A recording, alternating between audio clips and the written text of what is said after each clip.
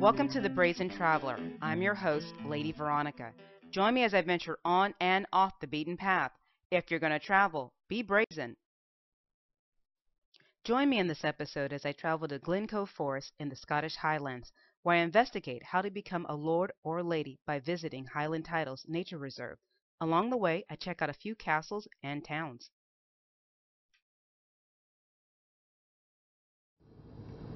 I just left Glasgow, and now I'm on my way to the Highlands. The drive is absolutely pristine, some of the prettiest I've ever seen. Beautiful lochs and scenery and green and mountains. The roads are a little narrow, but it is well worth the travel.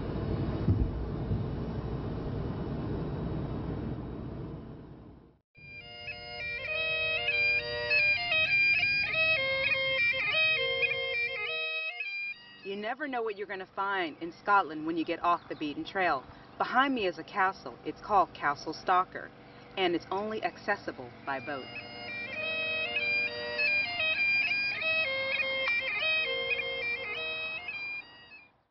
I'm on my way to Glencoe, but I couldn't help but stop in the city of Oban. All the architecture and a beautiful loch that's right behind me. Take a look for yourself.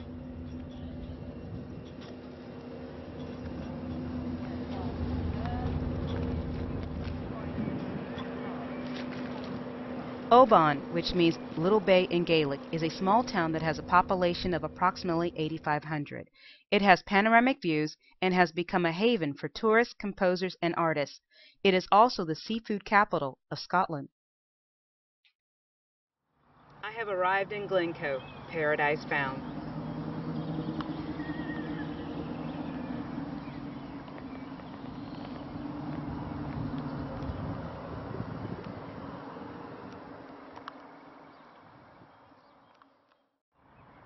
Scotland is full of beautiful lochs, which means lakes, and also glorious sunsets. So get out, get about, and enjoy Scotland. I'm in the Highlands of Scotland, and for those of you who've seen the movie Highlander, you know there can be only one.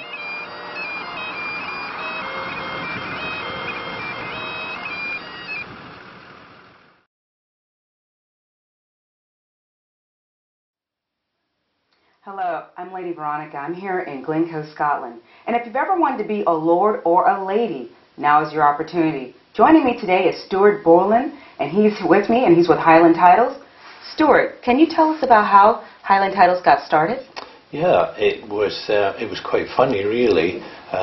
Dr. Peter Beavis and his daughter Laura were trying to plant up woods near their home in Glenspean. And I think they'd got about halfway through and discovered that actually it's quite an expensive business. And his daughter came up with the suggestion that, well, why don't they divide up one of the woods and sell off square foot plots? And Peter said, don't be ridiculous. That's the most ridiculous idea I've ever heard. Why would anybody want to buy a square foot of Scotland? And Laura said, well, I think you'd be surprised. Why don't you give it a try? So he pretty much left her to it, and she did some rough work on it, measured it up, advertised it, and within 2 weeks they realised that actually it was a perfectly sensible business model, and it worked. And it just expanded from there, really. Now they're a father and daughter team, Yeah. correct? Yeah. So she has a lot of interest Yeah. in conservation. Yeah. That's fantastic. So tell me, what is the significance of a lord or a lady? Actually, neither. The significance comes from laird. Laird is the Scottish term for a landowner, and the lord is just an English equivalent. So if you lived in Scotland, you would be a laird. You wouldn't normally be a lord. But obviously it's a worldwide thing, so I'm a laird. You're a lady. The lady just comes from the opposite of a lord, but it actually comes from laird, originally the Scottish term of a landowner. Okay, so when a person buys a piece of property with Highland Titles, Yeah. they're a landowner, Yes. and that then gives them the title of Yes. lord or lady or laird, as Yes. you like to say. Yeah. Oh, that's great. So tell me, are the titles that are given by Highland Titles, are they the same that would be given by the Queen? no, not at all. It's a name as landowner. The Queen would actually bestow it's a noble title. So no, I'm not that noble. So do I get any of the same benefits as a lord or a lady that the Queen would give? No. No, but you get to own a little piece of Scotland, which is so much better. That is great. So tell me, how much land do I actually have to purchase to be able to call myself a lord or a lady? The smallest is a square foot. And we just think of that as a souvenir plot. It's a bit of fun. It's almost like people buy plots on the moon. My son bought a plot on the moon, and you think, why? What can you do with it? You can't go and visit it. You can't do anything with it. Ours is a bit different. If you join some organisations, you'll get a little membership card. If you join ours, you get a piece of land. Now the nice part, unlike your son who bought a piece of land on the moon, piece of land here you can actually come and visit. Absolutely. So now you say the smallest is a square foot. Yeah. So what's the largest that you can purchase? We do, there's 4 plots, so 1,000 square feet would be the biggest. So 1,000? 10, 100 and 1,000. Okay, 1,000 square feet. Does that mean that somebody can come and maybe camp on it, or what can they do with their land when they buy it? Well, if you've just gone for the square foot, then you can't do much with your plot, but the nature reserve is still yours to come and walk and wander and enjoy. By the time you're on 1,000 square foot, then yeah, you can camp. So what other things can a person expect to see when they come and visit their land? What kind of animal? You can see you! And you're going to be dressed like this? I am. Oh, that's great. We do a meet and greet facility, so you can book it online or you can just turn up, and I'll guide you to your plot, as hopefully we will do later today, and you can just see nature. You can see the Scottish Highlands. Now, what kind of are there animals that a person can see? Are there native Scottish animals? Lots, yeah. If you look at our Facebook site, then you can see little film clips of all the animals that I've captured on video so far. We have spy cams dotted around the reserve, and I just sort of look for signs, paths, tracks, droppings, stick a spy cam on a tree and hope for the best. What kind of animals have you seen out there? So far I've captured on video. Okay. Roe deer, red deer. Red deer is the traditional larger Scottish version. Red fox, badger, pine marten. There's stacks of them up there. Sadly, an awful lot of them are nocturnal. Oh, so you don't see them during the daytime? No. Deer now and again, if you tippy-toe around quietly enough, you can see them, but a lot of them are nocturnal. And what about the vegetation, the trees? Are there a lot of the Scottish pines? We don't have many Scots pine so far. That's one of the next ones we're going to plant. Part of Keel Hill, which is what we bought, was commercially forested. Sorry. So there's a couple of areas of it that are covered in Sitka spruce, which is actually a North American tree. So although from a conservation point of view you might think a tree is a tree and it's fine, we'll have them out eventually. When the time's right, we'll clear all the Sitka spruce and just plant what we plant now, which is local indigenous species. So the part of the conservation effort is to actually try to restore the native Scottish trees that were here. Yeah, we plant birch, beech, rowan, alder, holly, all the trees, all the broadleaves that should be there, we'll put back. So are some of the trees, the native trees to Scotland, are some of them kind of endangered then? I don't think they're endangered, they're just, I mean, Scotland used to have a huge swathe of forest right across it. The Caledonian pine forest was there. Now we're down to something like 1% of Scotland's forest.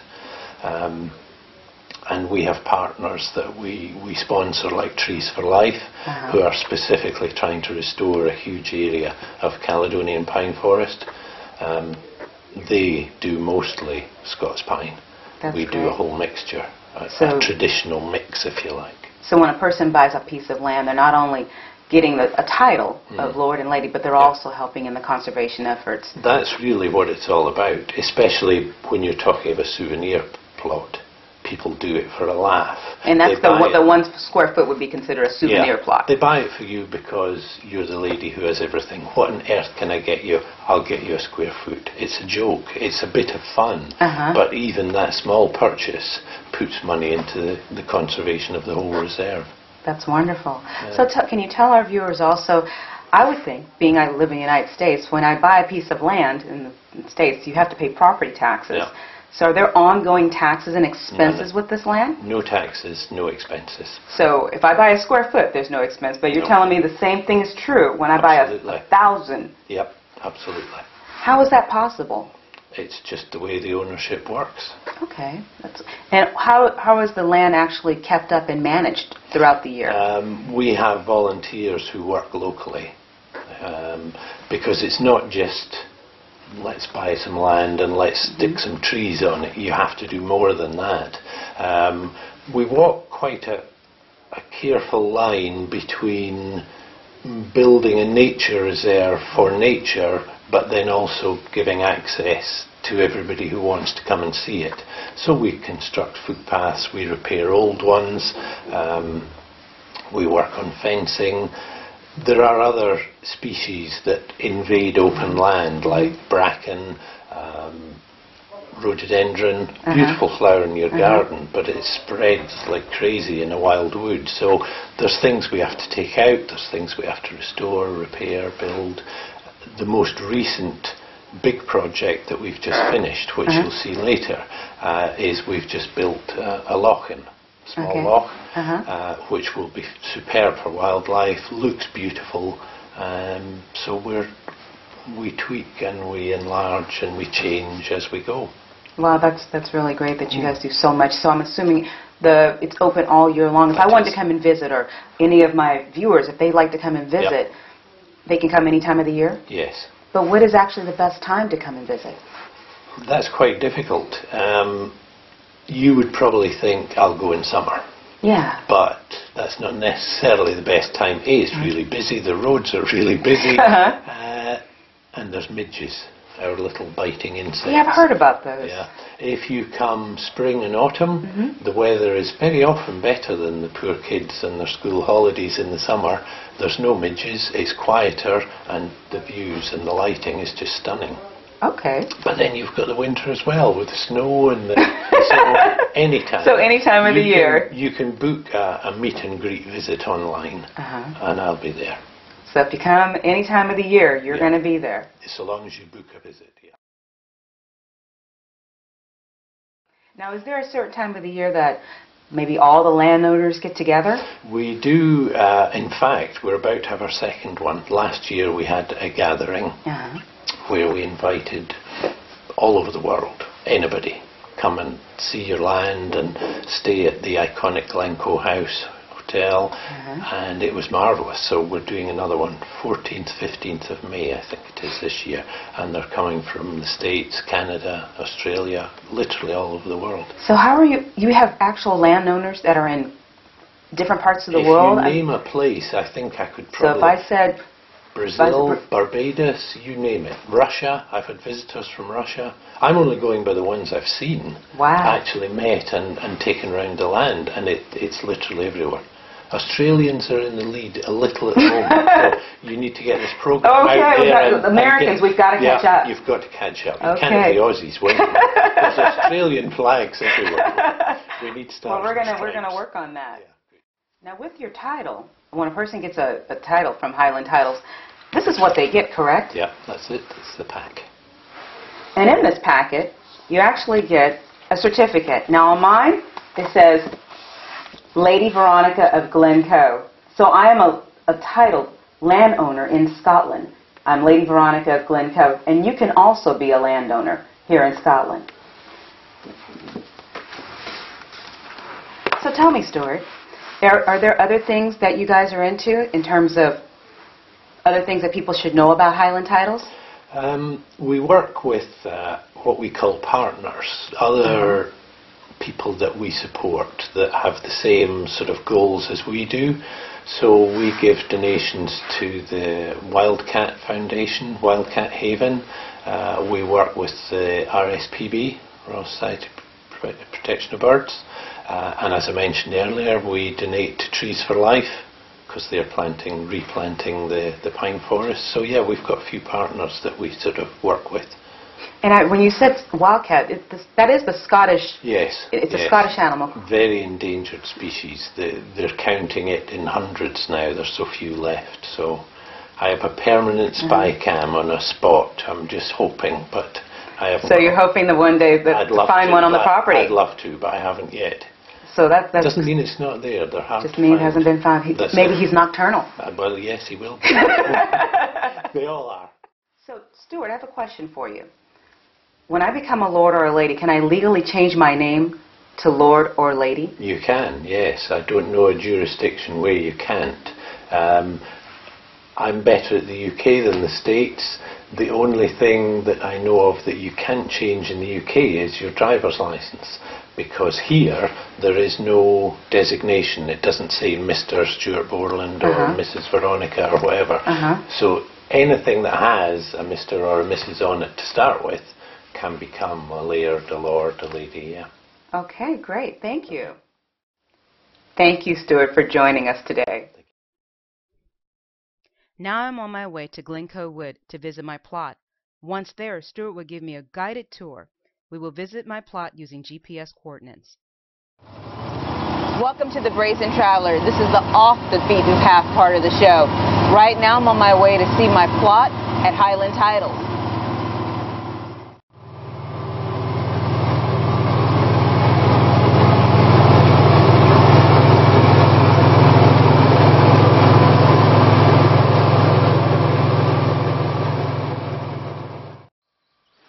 I'm at my plot, and Stewart, I've been told that you recently built a lock. Can you tell us about that? Yes, this is it behind us here. There was an original small lock a little further down, bit overrun, so we sort of tidied that one up and then built this new one much deeper. It's just over 4 feet deep, so it won't freeze in the winter. And we'll stock it with wild brownies or some kind of fish once it's settled down, and just let nature take its course. So nature gets a chance to rebuild itself here in Glencoe at Highland Titles. Yeah. As part of your conservation. It is, yeah, very much so. As you can see, the tree planting goes on. We've planted something like about 8,000 trees now, another 2,000 to go in this year. You can probably see them right up on the hill at the back there. So this is all done by volunteers, planting these trees? Yes. Yeah. Okay. Well, today, I have never planted a tree. And today, Stewart is going to show me how to plant a tree. Now, mind you, when you come out here to Highland Titles, you do need a pair of, what do they call these, Westies? Whaleys. Whaleys, okay, a pair of whaleys on. And you come up to your property and plant a tree. So I've never done this before, and I'm going to let Stewart show me, and then you get to watch me try this. Dead easy. We just need enough space for the root. Okay. And that is a rowan tree. A rowan tree? Yeah. Okay. Really good. And then you just squish it in. Is that easy? It's done. You'll notice the ones that are already planted have a covering and a post. Okay. The covering is to stop the wildlife eating them, because they just absolutely love these fresh green shoots. So what, like deer or something like that would eat it? Roe deer, red deer will eat them. So they get a stake and a cover until they're a bit better established. There we go. Okay. For you. Now, I'm going to try this. Might not be as good as my friend Stewart here, but you said you... Just get the foot on it now. Come on. Get backbone in. That's it. It's a backbone. Just make some space like that, right? And then one across the other way. Okay, so then like this? Like that. Okay. Yeah. Oh, nice and deep like that. Okay. And you pop pop that in there. And then a big tramp with a whaley. All right, with my whaleys. That's it? That's it. Perfect. I have planted my first tree, so I can come back and watch it grow. Yes, absolutely. Yay! Might take a year. It might take a year or two, but that's all to it. That's all I have to do, huh? All right, folks, that's one of the things that you can do when you can come out here to Highland Titles. Come out here, become a lord or a lady, and plant yourself a tree and help us with the conservation effort. Thank you, Stewart. Okay, thank you. Now, Stewart, tell me something. I'm noticing all of these stakes around here, these green stakes. Can you tell me exactly what that is? Yep. Up until now, any time we've planted a tree, we've staked it and we've also put the green tube over it. That stops roe deer and red deer from actually eating the young shoots. You'll notice on the two we've just planted, we didn't do that. The reason is we're going to do a sort of pilot study without staking and covering.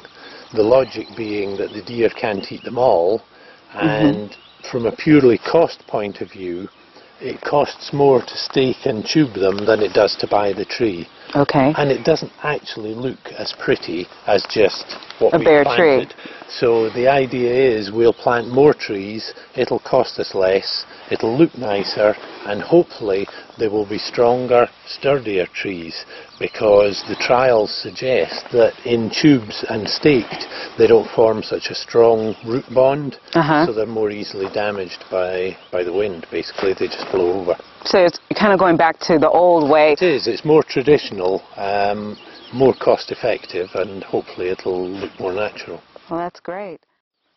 So, folks, when you buy a plot at Highland Titles, you're doing more than just buying a piece of land and calling yourself lord or lady. You're actually helping in the conservation efforts. Stewart, is there any last thing you'd like to tell our viewers? Yeah, come and join us and conserve Scotland 1 square foot at a time. On my buggy ride, I caught a glimpse of sheep. The nature reserve is home to a wide range of animals, such as badger and pine marten, to name a few. The real purpose of the Lord and Lady titles are to use the proceeds to preserve this beautiful forest and replant native trees. We are climbing this steep hill to the highest point of the nature reserve. Once there, we will have views of the mountains, or bens as they are known here, and the beautiful loch.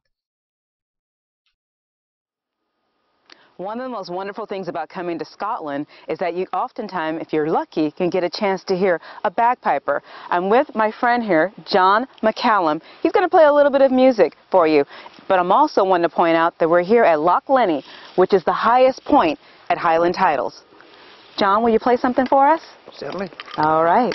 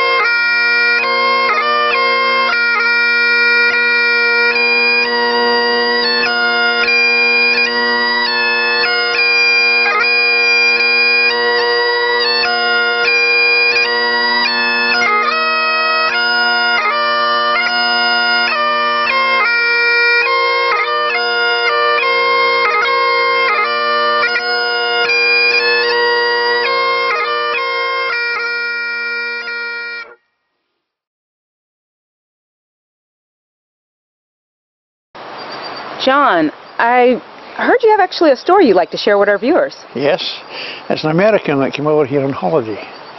And he took a walk up the glen and forgotten his watch. He came to an old man sitting beside a cow. He said, "See, sir," and then he could tell him the time. The old man put his hand out at the cow's udder and he lifted it up. And it's 9 o'clock, sir. The American was puzzled, but he carried on his walk. Came back 2 hours later. The old man was still sitting beside the cow. So he said, "See," he says, "think you could tell me the time again?" Again, a hand out the cow's udder. It's lifted up. Said, "It's 11 o'clock, sir." So the American said, "That's amazing," he said. "How can you tell the time like that?" He said, "Touch of the hide, touch of the flesh, how much milk there is in the udder." "Oh, no, sir," said the old fellow. "You see, it's really quite simple. You see, when I lift up the cow's udder, I can see the village clock."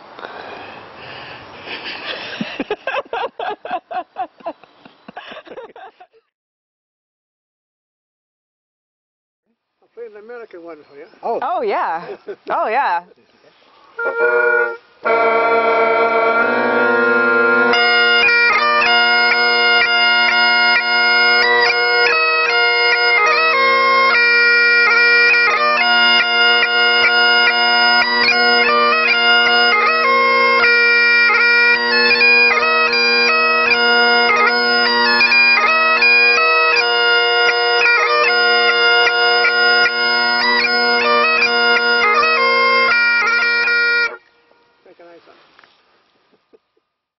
Hi Veronica, one last thing before you go. I award you your I Visited My Estate badge.